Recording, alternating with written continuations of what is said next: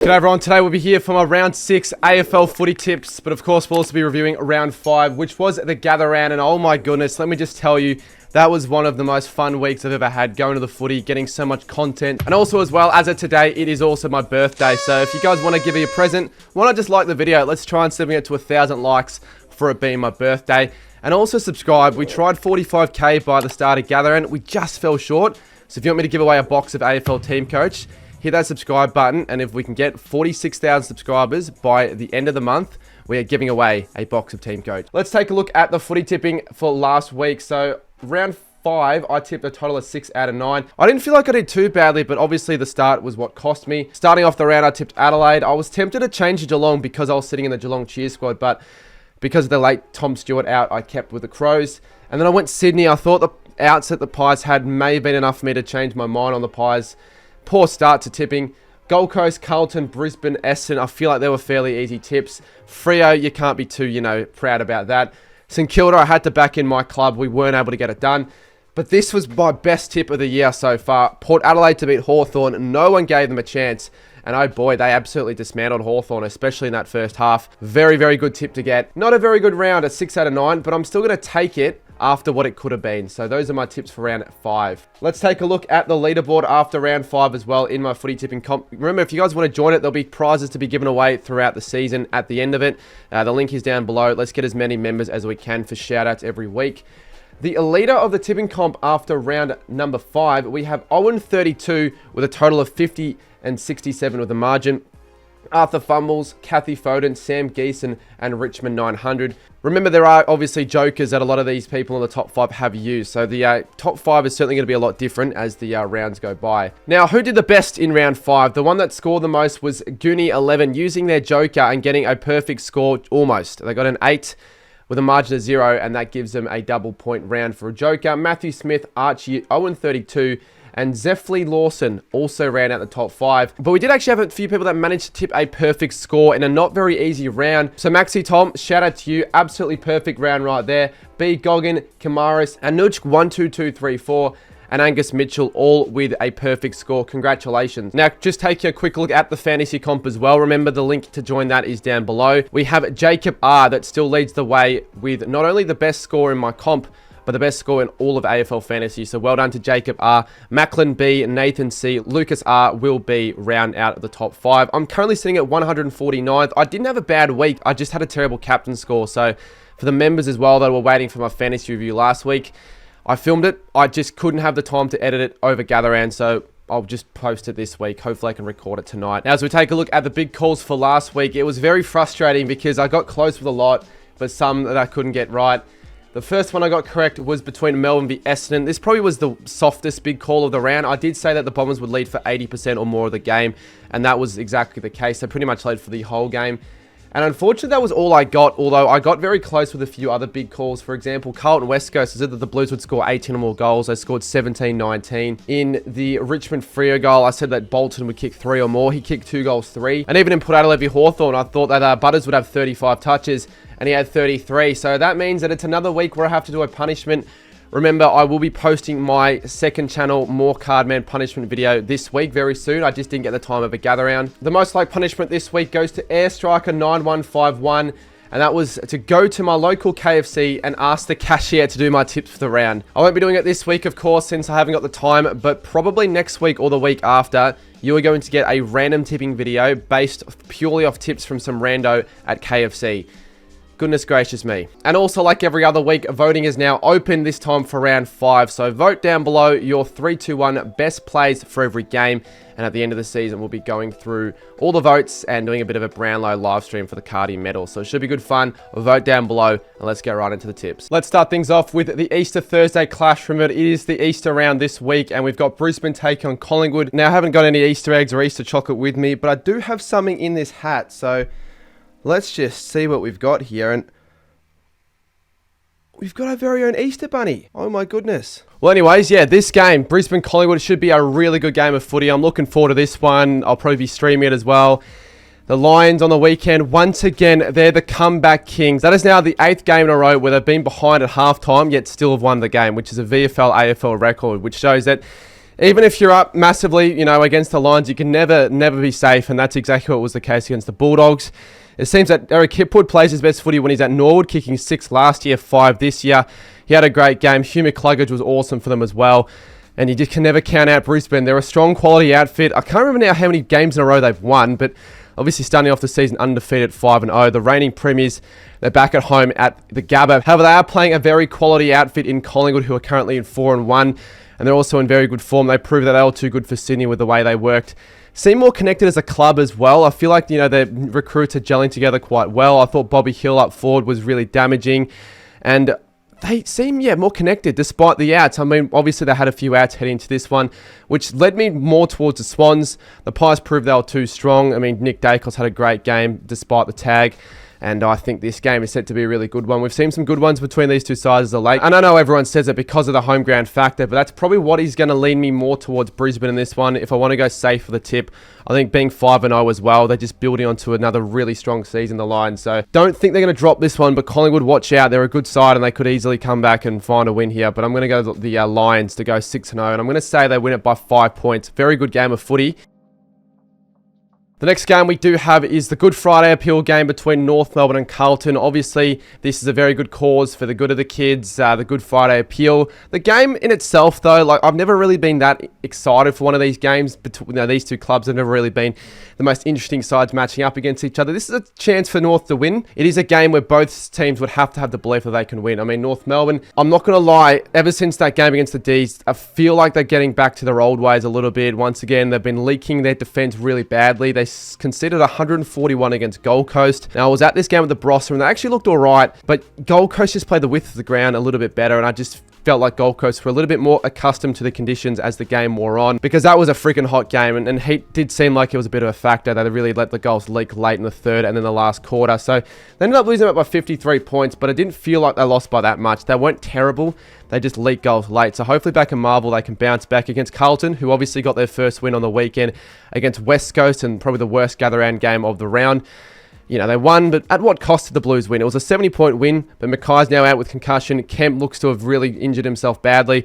And it doesn't even convince me too much despite a 70-point win. A lot of Blues fans just feel like this game wasn't even that great and they could have played better. Honestly, it just goes to show how really, really crap West Coast are, that you're winning by 70 points and you're not convinced. I think the Blues are the better side here and should win, but I still just don't know where they're at, the Blues. I don't think they're going to be competing for the finals.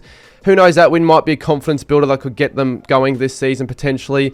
I don't think the Blues have won against a side that hasn't been North or West Coast in almost a whole year. So I think I'm going to have to lean on Carlton. They're a better side against North. I can't remember the last time they lost against them either. So I think they'll win in a bit of an average game of footy. It might be close though. I think the Blues by 14. And I'm going to go for my big call that North Melbourne lead by 2 or more goals at halftime. Carlton are yet to lose at a halftime yet this year, which is quite a crazy stat. Next up, we also have a double header on the Friday night, but once again, really rubbish fixturing by the AFL. We have West Coast Essendon at Optus Stadium. What a crap Friday game. There's no excitement for a game like this. I do understand why the double header is a thing, but why do they always give the second game to 2 really average sides? This isn't going to be a great game. And Essendon, as average as you might think they are, they'd be certainly licking their lips with a chance here to win 3 games in a row when they really should. Last week, they played a poor Melbourne side, and they were simply just a much better team. Now, how many minutes of that game did I watch on the hill? Probably less than the amount of fingers I have holding up right now, but despite all that, they were the better side. Menzies and Mackay, they were underrated in that win. And Essendon go now 2 in a row, building on a bit of confidence. So I think they're definitely going to have the belief that they can keep going. West Coast, on their hand, they might almost beat an all-time low right now. It doesn't really get much worse than what it was last week against the Blues. They were beaten up in pretty much every stat, every aspect you can think of. The contested disposal differential was an all-time low. I think they lost the contested disposal differential by 50. And overall disposals by over 100. They had 1 or 2 plays record over 20 disposals. It was an absolute shit show. I don't think there was a single positive out of that game if you're a West Coast fan. And this season's just continuing to get worse. I can't see where they're going to escape the hell right now. And they are very much worse than Richmond right now. They would definitely be my tip for the wooden spoon. Can I see a world where the Eagles win this game? I know it's at home and I know Essendon aren't a flashy side themselves. But honestly, I don't even think they can come close to this Essendon side right now. I am tipping a big Essendon win, and their season's back on track again. I'm going Essendon to win this by 63 points, and I'm saying West Coast failed to score more than 45 points. I'll be streaming this game, and I wonder if I'll be falling asleep at 3/4 time. We head to Easter Saturday football, and we start things off at the MCG with Melbourne hosting another interstate club. Probably going to be a low crowd. Melbourne v Fremantle, 1:20 p.m. And to me, honestly, it's another straightforward tip. With the D's currently, their season going from bad to worse, and I just don't think the D's have much of a chance right now. Their hope is all lost, and I think there's 3 years stuck in the past. They're still playing that game style that won them the flag in 2021. The game's gone past that now. You can't be relying on contest and defense. They just are so boring to watch. Now, obviously, I was mentioning it earlier, I barely watched this game, but I watched some of the highlights, and they're just getting nowhere right now with Goodwin. With how he's coaching, they can't get the best out of their plays. Their inability to score is becoming a major worry now. Van Rooyen, who I thought would have been their best target up forward, didn't even score a single goal, and they were firing no shot against a Bombers defense that, let's be honest with you, isn't an A-grade defense. Now, obviously, they're coming up against Freo, and I think Freo have a much more quality outfit, so I think it's just going to be much more difficult for Melbourne in this one as well. They are getting a few soft kill wins to get their season back on track. Are they now 2-2, the Dockers, or 3-2? So they're starting to get them back on track, 3 wins in a row, and I can't see him dropping this one. Josh Tracy, he's getting back into his 2024 form. He had 6 goals by the third quarter, and it's, I don't know, a bit of a take it and walk it sort of game for Freo. You don't want to over-celebrate. You did just beat Richmond, but their confidence is going to rise, and I think they'll beat Melbourne quite comfortably. They're a better outfit. Melbourne, they're going to go 0-6. Geez, that Melbourne v Richmond Anzac Day Eve game, that's going to be an interesting one because I'm going to say Dockers by 40. And I think they lead for 100% of the game. Next up, we have one that I hope to get a good chance of watching. We have Adelaide GWS at the Adelaide Oval. This is certainly much more of a tougher tip to go for. I think it's about as 50-50 as they come. Look, Adelaide, they've had a strong start to the season, but they're starting to show some cracks now over the last couple of weeks. Now, the Crows on the weekend, I didn't think they were terrible, but after half-time, the quality in Geelong really prevailed, and it was a bit of a disappointing finish to the game. It seems like the Crows have some problems with the defence because whilst they're able to score easily, they're leaking goals probably too easily, I feel, themselves as well, and they're making too many turnovers when they're trying to attack it so quickly. So because of that, Geelong were able to counter and were able to get back on the turnover, which was what probably cost them the game. Thilthorpe was also quiet, only kicking the 1 goal, so he needs a bounce-back game. Surely they can bounce back. It is a hard one, though. GWS, they were exceptional, I thought, against the Saints in very, very difficult conditions. They just played the ground dimension just a bit better, I feel. They certainly were the more dangerous side when running up the ground. They were running in waves, and their intercept possessions as well. They just made it so difficult for St Kilda at times. We did butcher the ball, to be fair, but GWS were really efficient with the footy. Lockie Whitfield, Lockie Ash running off half-back, Sam Taylor with the intercept marks, and up forward, Hogan got going and Green kicked 5. So the Giants look on. They look like a threatening side. They look like my flag fancies almost, to be honest with you. I think the Giants are the better team on paper. It's just a matter of if they're going to go to Adelaide Oval and win. But the Giants are the sort of side that can win anywhere. Their defence is good enough to counter Adelaide's tools, and I think they're going to win in a very good game of footy. I think this is going to be one to tune into. I'm going the Giants by 6 points, and I reckon their goal accuracy will be 70% or higher. Now, the final game on the Saturday night, we do have Richmond taking on Gold Coast at Marvel Stadium. Now, we've seen a few games that are pretty easy to tip, but I honestly think this is the easiest game of the round to tip, hands down. I cannot see a world where the Tigers win. In fact, I'm that confident that the Tigers won't win that I'll do an overnight stream outside of Frankston Station. So clip that, post on TikTok, YouTube, whatever. I'm that confident it's not going to happen. I'm praying that we don't see the 2019 versions of these two clubs. But yeah, look, I just think the Suns are going to be the much stronger side. It's not that Richmond necessarily been bad. Obviously, we're all expecting them to have a pretty down year this year. I still thought they showed signs against the Dockers. I was watching some of that game. They had some good passages of play. They were getting goals. They're just not doing it for 4 quarters, and that was what was on display against Freo after half-time. I think they only kicked the 1 goal, so that would be a bit of a concern for Adam Uze, but I don't think it's too much of a worry. We're all expecting that from Richmond. The Suns, obviously, they were really impressive again on the weekend. They are making history now. This is a history-making start. They're 4-0 for the first time ever.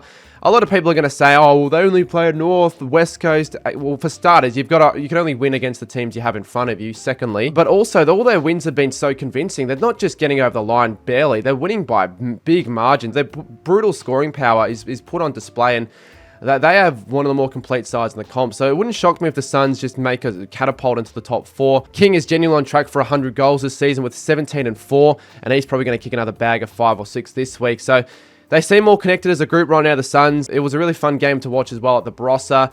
yeah, I think things have clicked now for Gold Coast. I think they'll dismantle Richmond, to be honest. It's at Marvel. They don't like playing there, the Tigers. I'm going the Suns by 77. And I think that the Suns are going to record 25 or more inside 50s as my big call. We head to the Easter Sunday round of footy, and we start things off at the SCG with Sydney and Port Adelaide. And I'm not going to lie, this one is one of the more intriguing matchups of the weekend for sure. It's sort of hard to know where both of these sides sit really right now after round 5. Are these sides finals contenders? Are they any side a chance of the top 4? Are Port Adelaide, where are they at now after their game against Hawthorn? We'll start with Sydney now. I thought they were disappointing against the Pies. I had more belief and faith in them. Then they started all right. They were in the game, and then they sort of just let it slip. I thought they lacked targets up forward, and it was really only Isaac Heaney that got them going in the middle. The Dacos tag also didn't work as well, and at times tore the Swans apart. So disappointing from Sydney. I just think they're going to be that side that is going to fight for an 8 spot right now. I don't think they're going to be a top 4 quality outfit. Maybe when Gordon comes back, you never know. Now, Port Adelaide, they were the opposite of poor. Oh my goodness, they absolutely tore the Hawks to shreds. Being on the hill for that game, just seeing them continuously pile goals, because on the hill, you can't really see that much of the footy. So it didn't actually strike me until I saw the score when I think it was 80-10, how severely insane that result was. It was about as insane as Port Adelaide v Sydney last year when they were up, 80-0. Now, I don't think it's going to be quite as easy for them this time round. They're at the SCG. I think in that game against Hawthorn, they'll probably play like it was their grand final. And it was good to see their mid step up for ones. Rosie, Butters, Horn, Francis. They had their best games just about all year. And they defended when it mattered early on in the game as well. But again, I don't know who's going to win this one. I think it's going to be a really good game of footy. But I'm just, again, probably home team advantage factor. I think Sydney are still a little bit better side quality-wise. Once again, these pretty much are the same sides that played each other off in that prelim final last year. And the Swans were a 6-goal better side. So they're capable of the power-ups anyway. But I'm just going to say the Swans win in a quality game of footy. We'll go 8 points. And I reckon that my big call, Horn Francis kicks 3 goals. I'm going to make that call for Jen. Now, the last game we have on the Easter Sunday, Western Bulldogs take on my Saints. It is a new Easter Sunday primetime slot that I reckon is set to impress. And I think keep the time slot. I like Sunday night footy games. I think it's good for the fans. You have someone to watch on a Sunday night, and it's the day before a public holiday as well. So this is going to be a pretty good game of footy. Both sides losing against some good sides in the weekend at Norwood Oval. They probably lost in 2 completely different ways. Like the Dogs, I was really impressed with the way they just tore apart Brisbane, and they just were so efficient up forward. They outclassed Lions early. They were up by 39 at one stage, I think they were, and then they conceded 9 goals in a row and choked the bed. You'd be pissed as a Dogs fan. It doesn't matter how you expected the game was going to be leading into it. You're up by 39 points. So you just can't be letting leads like that slip against quality sides like the Lions. Now, the Saints, that game was a hard one to watch. It was disappointing, but I didn't think they played as badly as maybe what the scoreboard suggested. The Giants were way too strong, though, in the second and third quarter. They outclassed the Saints, especially in that third with their elite ball movement. And the Saints, you could tell that the heat got the better of them. There were moments of fatigue where their skills weren't great and they turned the ball over too much, and also the pressure wasn't there. So it was disappointing. But you'll sort of let that one off. It's a 35-degree game at a shitty Norwood Oval ground against one of the best sides in the comp. Not as much of a concern as some might want to think for the Saints. I think they're a side that can bounce back. They tend to do it quite well under Ross. Both sides have outs. If the Bont's back for the Dogs, they're going to obviously have the advantage in the midfield for sure. And I think especially after last year's game on the Friday night, or was it the Thursday, where the Dogs smashed us by 10 goals, we want to be careful of those plays. So I think the Saints can win it, though. We're a good side at Marvel this year, and I've got to have faith in my own side once again. More people are going to the Bulldogs, but I'll go against the grain once again with the Saints, and I reckon we'll find a result in a good game of footy on a Sunday night in Easter. I'm going to go the Saints by 12. My big call is that Nasiah Wanganeen-Milera, Jack Sinclair, and Jack McRae all combined for 100 or more disposals. Now, we saved the best game for last. On Easter Monday, we have Geelong Hawthorn at the MCG. Now, I will probably go to this game. I'm very much looking forward to it because it's hard to pick a winner. And I'm also not sure where I'll be sitting because I've got Haz that wants me to sit Hawthorn cheer squad. I've got Lockie Miller that wants me to sit Geelong cheer squad. Leave a comment down below. What cheer squad should I go to? And do I make a video at the game maybe even? I don't know, but I'm very much looking forward to this one. It's the Cats that obviously got the good win on the weekend. Gather around Thursday night. It shows that they are still that premiership contending side with a very, very impressive win against a really good side in Adelaide at home, grinding them out in a high-scoring affair. Bailey Smith once again showed why he's one of the best recruits, if not the best in the comp. Jezza Cameron got going when the Cats needed them to, and Patrick Dangerfield as a forward this season has kicked, I think, 14 goals. Again, another 4. He's their leading goal kicker, and he's Again, like Taylor Walker is for the Crows, aging like fine wine. I thought some impressive performances also. Shout out to Atkins and O'Sullivan for keeping Thilthorpe to just the 1 goal. And also Bailey Smith sticking up for Dangerfield, doing this to the Crows fans. I think, the fine's not needed. He didn't do anything wrong. I know it's not a good look maybe, but it's just a hand gesture, I feel, at the end of the day. Now for Hawthorn, I don't know what the hell went on with them on the weekend. I did not expect them to be that poor. They looked off it very early on from the game. And it seemed like everything that Port Adelaide touched turned to gold. So at least they responded after the first half and almost won the game at one stage. But overall, a Hawthorn an overrated side now potentially. Like with Will Day out, with a few cracks appearing for the Hawks. Maybe that was just a one-off. Maybe it was just because it was at the Adelaide Oval and Port were acting as if it was their grand final. They'll respond. They'll have fire in their bellies after that poor performance gather round. And then they're back on prime time Easter Monday against their arch rivals and the Cats. This is going to be a freaking belter of a game of footy. You wouldn't want to miss out on it. I won't be missing out on it, but I've got to tip a team and I don't know who to tip. So I'd almost do a flip of the coin, but I just think I've got a slight bit more faith in the Cats in these sort of games. So because of that, by 1 point, the Cats are going to win by, and in a high-scoring, absolute thriller, both sides are going to score over 100 points. So with that, that wraps up the tips for round 6. So just to take a look through it real quickly, we have the lines by 15. Carlton, Essendon, Fremantle, GWS, Gold Coast, Sydney, St Kilda, and Geelong. Leave your tips down below. Leave your big calls down below. And since it's my birthday, hit that like button, subscribe, and we'll see you very soon for some more Gather Round content coming up very shortly.